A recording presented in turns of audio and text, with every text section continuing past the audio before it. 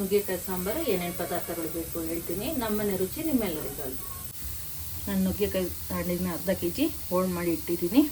ಮತ್ತು ತೊಗರಿಬೇಳೆ ಅವರೆಬೇಳೆ ಹಾಕಿದ್ರೆ ತುಂಬ ಚೆನ್ನಾಗಿರುತ್ತೆ ಟೇಸ್ಟು. ಹಾಗಾಗಿ 2 ಮಿಕ್ಸ್ ಮಾಡಿ ಇಟ್ಕೊಂಡಿದ್ದೀನಿ. 1 ಆಲೂಗಡ್ಡೆ ಮತ್ತು 2 ಈರುಳ್ಳಿ, 2 ಟೊಮೊಟೊ ತಗೊಂಡಿದ್ದೀನಿ. ಮತ್ತು ಇದು ಸಾರು ಖಾರದ ಪುಡಿ, ಹುಳಿ ಸಾರು ಖಾರದ ಪುಡಿ. ಇದು ನಮ್ಮ ಮನೆಯಲ್ಲೇ ಮಾಡಿರೋದು, ಡಿಸ್ಕ್ರಿಪ್ಷನ್ ಬಾಕ್ಸಲ್ಲಿರುತ್ತೆ ನೋಡಿ. ಮತ್ತು ಹುಣಸೆಹಣ್ಣು, ರುಚಿಗೆ ತಕ್ಕಷ್ಟು ಹುಣಸೆಹಣ್ಣು ತಗೊಂಡಿದ್ದೀನಿ. ಹುಣಸೆಹಣ್ಣು ರಸ ತಗೊಂಡಿದ್ದೀನಿ ನಾನು. ಮತ್ತು ಕಾಯಿ ತುರಿ ತಗೊಂಡಿದ್ದೀನಿ. ರುಚಿಗೆ ತಕ್ಕಷ್ಟು ಉಪ್ಪು ಮತ್ತು ಬೆಲ್ಲ. ಒಗ್ಗರಣೆ ಮಾಡೋದು ಆಮೇಲೆ ತೋರಿಸ್ತೀನಿ ನಾನು ನಿಮಗೆ. ನೋಡಿ ಹೆಚ್ಚಿಟ್ಕೊಂಡಿದ್ನಲ್ಲ ಹೋಳುಗಳನ್ನ, ಇದು ನೀರು ಕಾಯಕ್ಕೆ ಇಟ್ಟಿದ್ದೀನಿ ನೋಡಿ.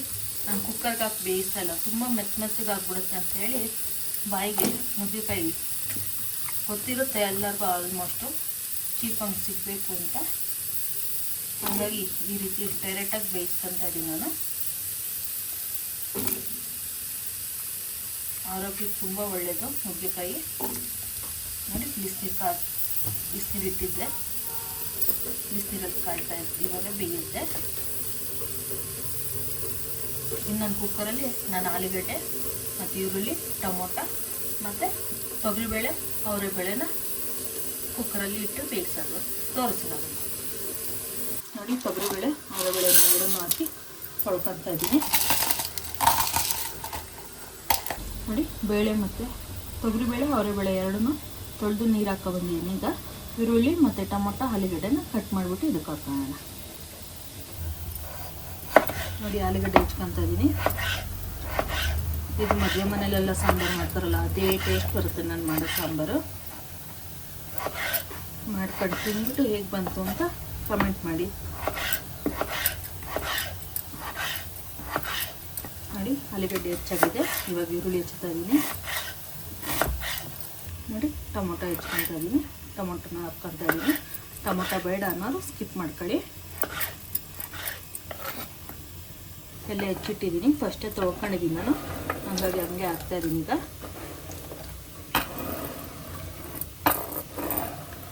ಇದು 2 ವಿಷಲ್ ಬರ್ಸಿದ್ರೆ ಸಾಕು ನೋಡಿ. ನುಗ್ಗೆಕಾಯಿನ ಈ ರೀತಿ ಕಟ್ ಮಾಡ್ಕೊಳ್ಳೋದು. ಹೆಚ್ಚು ತಾನೇ ಸಿಪ್ಪೆ ತೆಕ್ಕಂತೀವಿ ನಾವು ಹೀಗೆ. ಆಮೇಲೆ ಕೆಲವರು ಪೂರ್ತಿ ಸಿಪ್ಪೆ ತೆಗಿತಾರೆ, ಆ ಥರ ಏನು ತೆಗಿಯಲ್ಲ ನಾನು. ಈ ರೀತಿ ತೆಕ್ಕಂತೀನಿ ಸಾಕು, ಇಷ್ಟು ಸಿಪ್ಪೆ ತೆಗೆದ್ರೆ ಸಾಕು.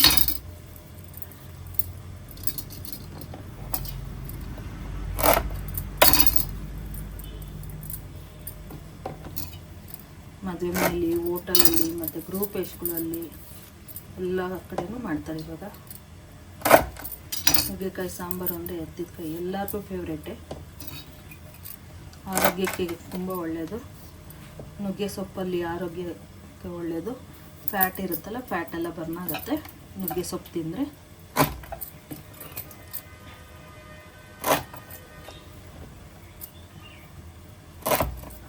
ನೆಕ್ಸ್ಟ್ ವಿಡಿಯೋದಲ್ಲಿ ನುಗ್ಗೆ ಸೊಪ್ಪಿನ ಬಸ್ಸಾರು ಮಾಡೋದು ಹೇಗೆ ಅಂತ ತೋರಿಸ್ತೀನಿ ನಾನು.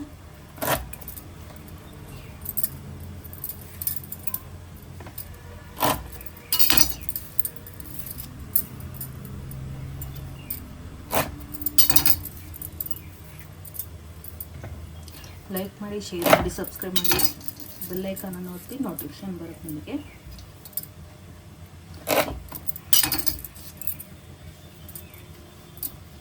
ನೋಡಿ ತರಕಾರಿ ಎಲ್ಲ ಹಾಕ್ಕೊಂಡಿದ್ನಲ್ಲ, ತರಕಾರಿ ಅಂದರೆ ಬೇಳೆ, ಆಲೂಗಡ್ಡೆ, ಈರುಳ್ಳಿ, ಟೊಮೊಟೊ ಇಷ್ಟನ್ನು ಕುಕ್ಕರ್ಗೆ ಹಾಕಿದ್ದೀನಿ. ಈಗ ಕುಕ್ಕರ್ ಮುಚ್ಚಿಬಿಟ್ಟು 2 ವಿಷಲ್ ಬರೋದು ನನಗೆ ಮಾಡ್ಕೊತೀನಿ.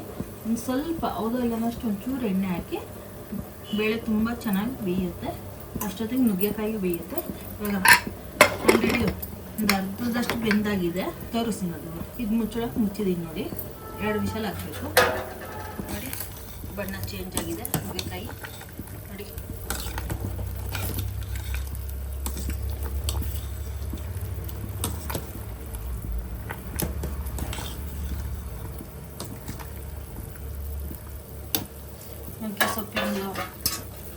ನುಗ್ಗೆ ಸೊಪ್ಪಿನ ಬಸ್ಸಾರು ತಿಂದರೆ ಆರೋಗ್ಯಕ್ಕೆ ತುಂಬ ಒಳ್ಳೆಯದು.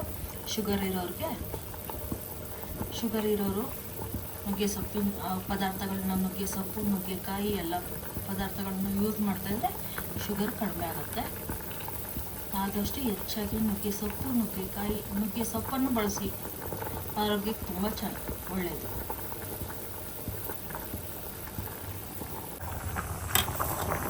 ನುಗ್ಗೆಕಾಯಿ ಬೇಯ್ತಾ ಇದೆ, ಇನ್ನೊಂದು ಚೂರು ಬೇಯಬೇಕು. ಬೆಂದಿದೆ,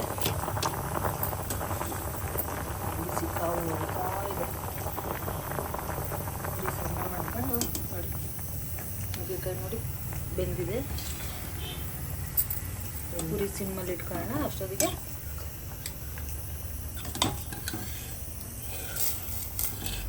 ನೋಡಿ ನುಗ್ಗೆಕಾಯಿ ಬೆಂದಿದೆ ನೋಡಿ, ಬಿಸಿ ಸುಡ್ತಾ ಇದೆ.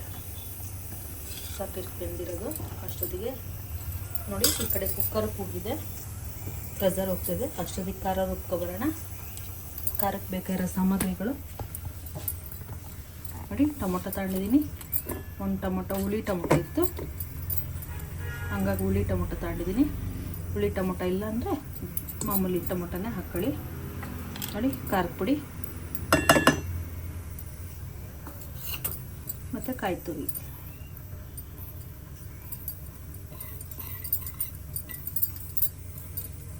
ಸ್ವಲ್ಪ ನೀರು ಹಾಕಿ ರುಬ್ಕೊಳ್ಳೋಣ. ನೋಡಿ ಸ್ವಲ್ಪ ನೀರು ಹಾಕ್ಕೊಂಡು ರುಬ್ಕೊಬರೋಣ. ನುಣ್ಣಗೆ ಬೇಕು ಅನ್ನೋರು ನುಣ್ಣಗೆ ರುಬ್ಕೊಳ್ಳಿ, ತರಕಾರಿ ಬೇಕು ಅಂದರೆ ತರಕಾರಿ ರುಬ್ಕೊಳ್ಳಿ. ನೋಡಿ ತರಕಾರಿ ರುಬ್ಬಿದ್ದೀನಿ, ತುಂಬ ನುಣ್ಣಗಲ್ಲ ತುಂಬ ತರಿನೂ ಅಲ್ಲ, ಮೀಡಿಯಮಾಗಿ ರುಬ್ಕೊಬಂದಿದ್ದೀನಿ. ಇವಾಗ ನುಗ್ಗೆಕಾಯಿ ಬೆಂದಿದೆಯಲ್ಲ ಅದಕ್ಕೆ ಹಾಕೋಣ ಬನ್ನಿ. ನೋಡಿ ನುಗ್ಗೆಕಾಯಿ ಬೇಯಿಸಿದ್ವಲ್ಲ ಅದಕ್ಕೆ ಹಾಕೋಣಂತೆ.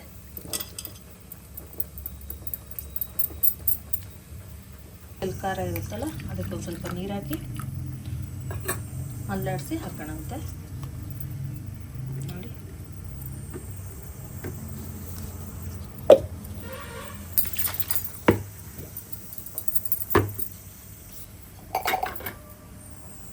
ನೋಡಿ ಹಾಕ್ತಾ ಇದ್ದೀನಿ.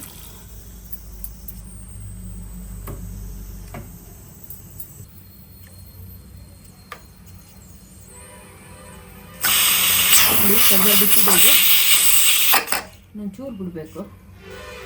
ನೋಡಿ ಖಾರ ಹಾಕಿದ್ದೀನಲ್ಲ, ಇವಾಗ ಫ್ಲೇಮ್ ಜಾಸ್ತಿ ಮಾಡ್ತೀನಿ.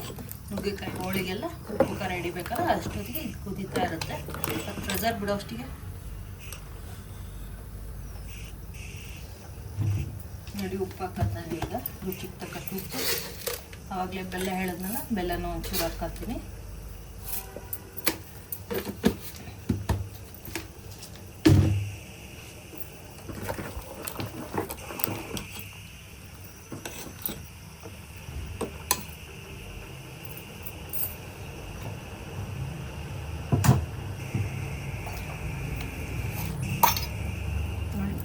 ಬೆಲ್ಲ ಹಾಕೊಂತೀನಿ ಸಾಕು. ನೋಡಿ ಹುಣಸೆ ರಸ ಅಂತ ಹೇಳಿದ್ನಲ್ಲ, ಒಂದು ನಿಂಬೆಹಣ್ಣು ಗಾತ್ರದಷ್ಟು ಹುಣಸೆ ರಸ, ನಿಂಬೆಹಣ್ಣು ಗಾತ್ರದಷ್ಟು ಹುಣಸೆಹಣ್ಣು ತಗೊಂಡು ರಸ ತೆಗೆದು ಇಟ್ಟಿದ್ದೀನಿ ನಾನು, ಅದನ್ನು ಹಾಕ್ತಾಯಿದ್ದೀನಿ ನಾನೀಗ.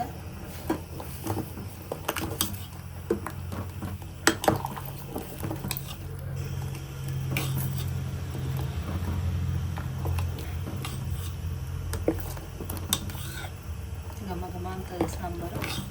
ಒಗ್ಗರಣೆ ಹಾಕಿದ್ರೆ ಇನ್ನೂ ಚೆನ್ನಾಗಿ ಘಮ ಘಮ ಆಗುತ್ತೆ. ನೋಡಿ ಪ್ರೆಷರ್ ಬಿಟ್ಟಿದೆ, ಓಪನ್ ಮಾಡ್ತಾ ಇದ್ದೀನಿ.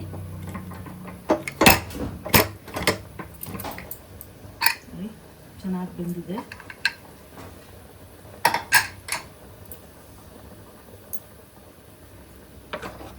ನೋಡಿ ಬೇಳೆ ಎಲ್ಲ ನೋಡಿ ನುಣ್ಣಗೆ ಬೇಯಬೇಕು. ಒಂದು ಸ್ಪೂನ್ ಎಣ್ಣೆ ಹಾಕ್ಬಿಟ್ರೆ ಬೇಳೆ ತುಂಬ ಚೆನ್ನಾಗಿ ಬೇಯುತ್ತೆ. ನೋಡಿ ಇವಾಗ ಬೆಂದಿರೋದನ್ನು ಸಾರಿಗೆ ಹಾಕೋಣ. ತುಂಬ ಲೇಟ್ ಆಗುತ್ತೆ ಅಂತೇಳಿ ನಾನು ಫಸ್ಟೇ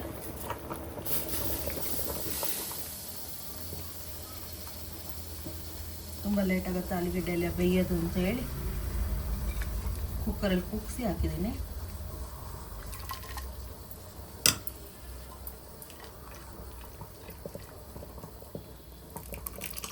ಬೇಳೆ ಎಲ್ಲ ಮೆತ್ಕೊಂಡಿತ್ತು ಅಂತ ಹಾಕ್ತಾ ಇದ್ದೀನಿ.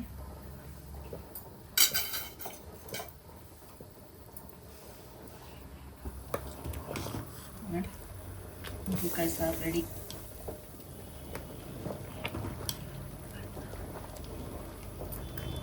ಒಗ್ಗರಣೆ ಹಾಕೋಣ. ಇವಾಗ ಅದು ಕುದೀತಾ ಇರಲಿ, ಅಷ್ಟು ಒಗ್ಗರಣೆ ಹಾಕೋಣ. ಉರಿ ಸಿಮ್ಮಲ್ಲಿ ಇಡ್ತಾ ಇದ್ದೀನಿ.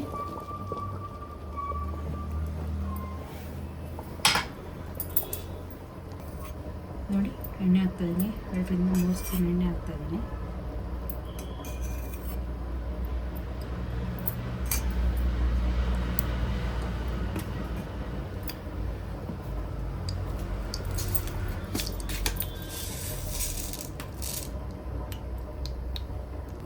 ಎಣ್ಣೆ ಕಾದಿದೆ, ಸಾಸಿವೆ ಹಾಕ್ತಾಯಿದ್ದೀನಿ.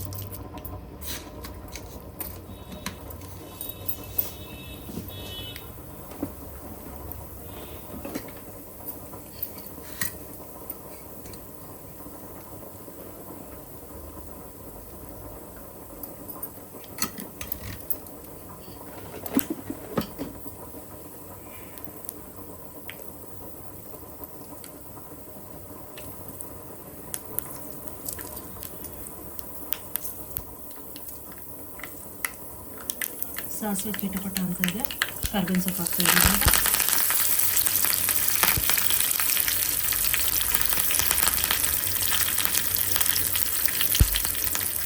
ಒಂದು ಮೆಣಸಿಟ್ಟು ಹಾಕ್ತಾಯಿದ್ದೀನಿ. ನೋಡಿ ಸ್ವಲ್ಪ ಇಂಗು.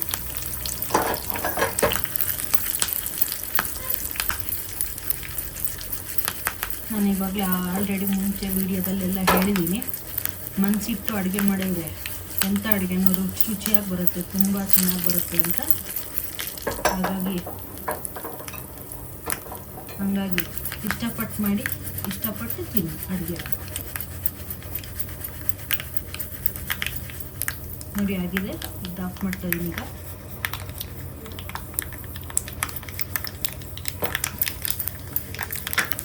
ಒಗ್ಗರಣೆ ಹಾಕ್ತಾಯಿದ್ದೀನಿ ಸಾರಿಗೆ. ಒಗ್ಗರಣೆ ಹಾಕೋದೇ ಸ್ಮೆಲ್ಲೇ ಗಮ್ಮಂತ ಇದೆ. ಸಾರು ಹಾಕೋಕ್ಕೆ ಮುಂಚೆನೂ ಗಮ್ಮಂತ ಇತ್ತು, ಹಾಕಿದ್ಮೇಲೆ ಇನ್ನೂ ಗಮ್ಮಂತ ಇದೆ. ಯಾವುದೇ ಸಾರಿಗೆ ಒಗ್ಗರಣೆ ಬಿಟ್ಟರೆ ರುಚಿ ಜಾಸ್ತಿ.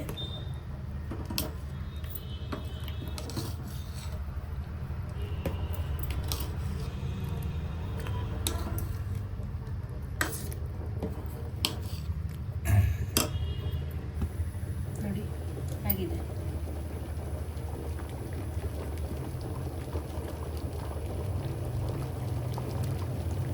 ಸರ್ವ್ ಮಾಡ್ತೀನಿ. ನೋಡಿ ಬಿಸಿ ಬಿಸಿ ಅನ್ನ ಆಗಿದೆ, ಸಾರು ಬಿಸಿ ಬಿಸಿ ಘಮ ಅಂತ ಇದೆ. ಹೇಗೆ ಬಂತು ಅಂತ ಟೇಸ್ಟ್ ಮಾಡಿ ಹೇಳ್ತೀನಿ. ಇದಕ್ಕೊಂಚೂರು ತುಪ್ಪ ಬಿದ್ದರೆ ಏನು ರುಚಿಯಾಗಿರುತ್ತೆ ಗೊತ್ತಾ ಸಾರು, ಅನ್ನ ಸಾರು ಊಟ ಮಾಡೋಕ್ಕೆ. ನೋಡಿ ಇಡ್ತೀನಿ, ತುಪ್ಪ ಹಾಕ್ಕೊತಾ ಇದ್ದೀನಿ. ಈಗ ನೋಡಿ ತುಪ್ಪ ಹಾಕ್ಕೊತಾ ಇದ್ದೀನಿ.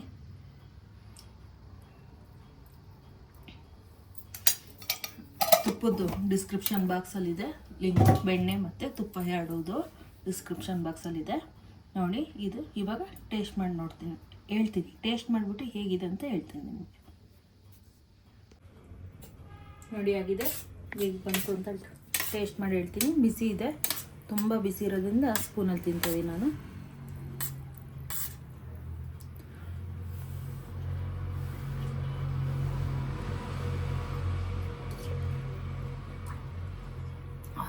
ತುಂಬ ಚೆನ್ನಾಗಿದೆ.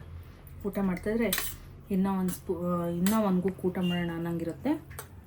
ಬಾಯಲ್ಲಿ ನೀರು ಬರ್ತಾಯಿದೆ ಬಿಸಿ ಬಿಸಿ ಇದಕ್ಕೆ.